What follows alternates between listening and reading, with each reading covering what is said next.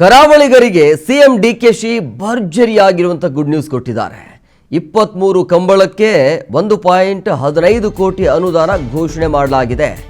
ಕರಾವಳಿಯಲ್ಲಿ ನಡೆಯುವಂತಹ ಪ್ರತಿ ಕಂಬಳಕ್ಕೆ ತಲಾ 5 ಲಕ್ಷ ರೂಪಾಯಿ ಅನುದಾನ ಸಿಗುತ್ತೆ. ಸರ್ಕಾರದ ನಿರ್ಧಾರವನ್ನ ಸ್ವಾಗತ ಮಾಡಿರೋದು ಡಾಕ್ಟರ್ ದೇವಿ ಪ್ರಸಾದ್ ಶೆಟ್ಟಿ. ಪ್ರವಾಸೋದ್ಯಮ ಇಲಾಖೆಯಿಂದ ಈಗ ಹಣ ಕೂಡ ರಿಲೀಸ್ ಮಾಡಲಾಗಿದೆ. ಸರ್ಕಾರದ ನಿರ್ಧಾರವನ್ನ ಕಂಬಳ ಸಂಘಟಕರು ಸ್ವಾಗತ ಮಾಡಿದ್ದಾರೆ. ರಾಜ್ಯ ಕಂಬಳ ಸಮಿತಿ ಅಧ್ಯಕ್ಷರಾಗಿರುವಂತಹ ಡಾಕ್ಟರ್ ದೇವಿ ಪ್ರಸಾದ್ ಶೆಟ್ಟಿ ಈ ಒಂದು ಆದೇಶವನ್ನ ಸ್ವಾಗತಿಸಿದ್ದಾರೆ.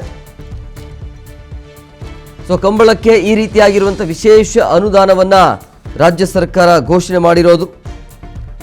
1 ಕೋಟಿ ಮೇಲೆ ಹೋಗುತ್ತೆ. ಪ್ರತಿ ಕಂಬಳಕ್ಕೆ 5 ಲಕ್ಷ ಅನುದಾನ ಸಿಗುತ್ತೆ ಇನ್ನು ಮೇಲೆ. ಹಂಗಾಗಿ ಈ ಒಂದು ಹಣ ರಿಲೀಸ್ ಆಗಿರುವಂತಹ ಹಿನ್ನೆಲೆಯಲ್ಲಿ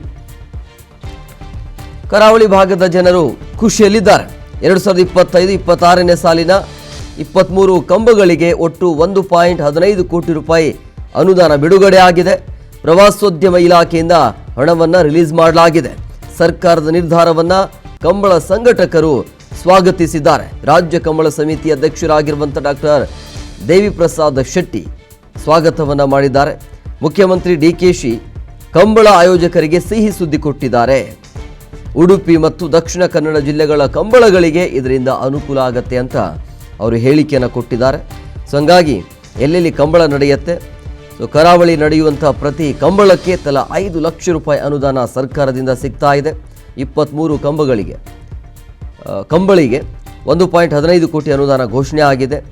ಕರಾವಳಿಗರಿಗೆ ಸಿಗ್ತಾ ಇರುವಂತಹ ಭರ್ಜರಿ ಗುಡ್ ನ್ಯೂಸ್ ಇದು. 25 ಮತ್ತು 26ನ ಸಾಲಿನ 23 ಕಂಬಳಗಳಿಗೆ ಒಟ್ಟು 1 ಕೋಟಿ ಮೇಲೆ ಅನುದಾನ ಸಿಗತ್ತೆ.